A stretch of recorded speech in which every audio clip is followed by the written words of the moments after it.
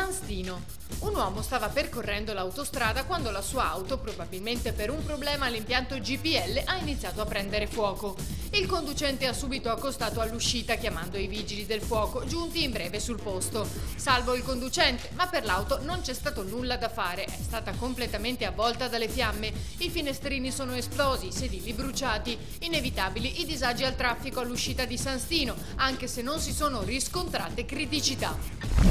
Jesolo. Durante un controllo per combattere il fenomeno del sovraffollamento abitativo, la polizia locale ha scoperto un appartamento con all'interno 4 bengalesi che nascondevano 4.000 oggetti, soprattutto occhiali, di origine contraffatta e circa 1.400 etichette marchio Ray-Ban nascoste nel frigorifero.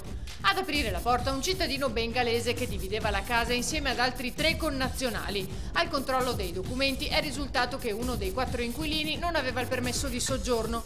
Il blitz ha portato alla denuncia di 2 persone in concorso per detenzione di materiale contraffatto, al sequestro di oltre 4.000 oggetti e delle 1.400 etichette.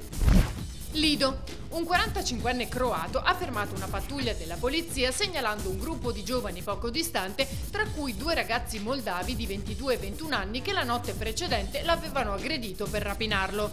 I 2 sono stati portati in commissariato, visto che il loro aspetto corrispondeva alla descrizione di responsabili di altri 2 episodi criminosi. Sono stati denunciati per tentato furto aggravato, tentata rapina e ricettazione in concorso.